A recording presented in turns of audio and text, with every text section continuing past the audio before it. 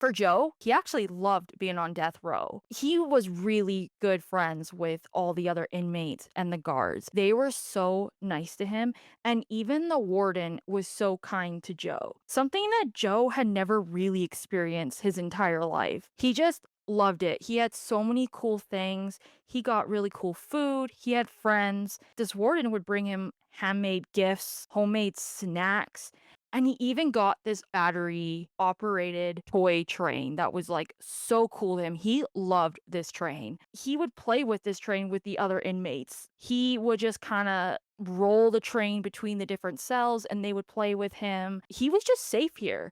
No one was mean to him. He had never really experienced friendship and kindness. When the other inmates and people in general would talk to Joe about death, he'd kind of shrug it off. He'd say things like, I'm not gonna die. Joe's not gonna die. It was almost like Joe just didn't really understand it. Joe would say things like, they're not going to kill me. It was almost like he knew he was safe from death.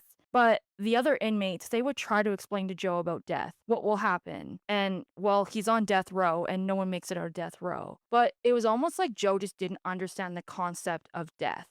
When the other inmates would talk about how it will work, he's most likely going to fall asleep. Maybe he'll wake up in the most beautiful place ever.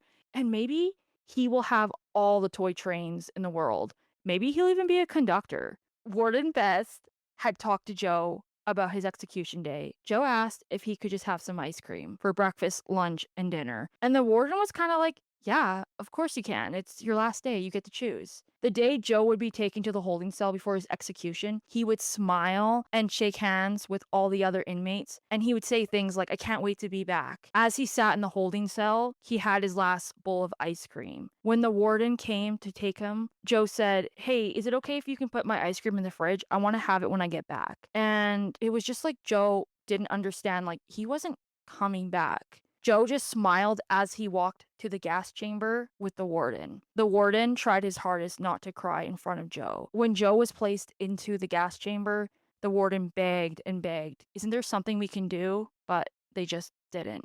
Joe would die smiling in the gas chamber on January 6, 1939. He was known as the happiest man on death row. Joe shouldn't have been executed. He shouldn't even been in prison. Joe was 23 going on 6 because Joe was mentally 6 years old. He had an IQ of 46. He was mentally disabled. It would take 72 years until Joe was actually pardoned for the murder and rape of Dorothy Drain. It was a little too late for justice, but at least now his tombstone says, Here lies an innocent man. And this is the story of the happiest man on death row.